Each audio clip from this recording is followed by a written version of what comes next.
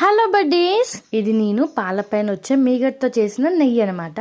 ఎలా చేయాలి అంటే మనం ముందుగా పాలైతే మరగపెట్టేసుకొని అది చల్లగా అయిపోయాక ఫ్రిడ్జ్లో ఉంచుకోవాలండి. అప్పుడు మనకి మంచిగా మీగడ వస్తుంది. అదొక 15 days పాటు స్టోర్ చేసుకున్న మీగడ అండి ఇది.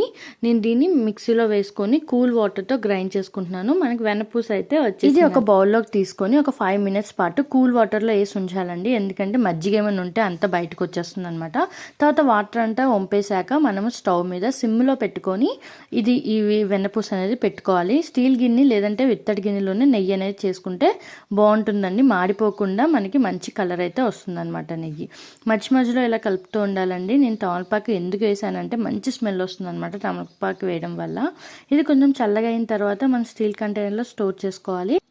చూసారండి పూసగా నెయ్యి ఎంత బాగా వచ్చిందో. మనం పాలపైన వచ్చే మీగడతో కూడా ఇలా నెయ్యి అనేది చేసుకోవచ్చండి. మీరు కూడా ట్రై చేసి నాకు కామెంట్లో షేర్ చేయండి.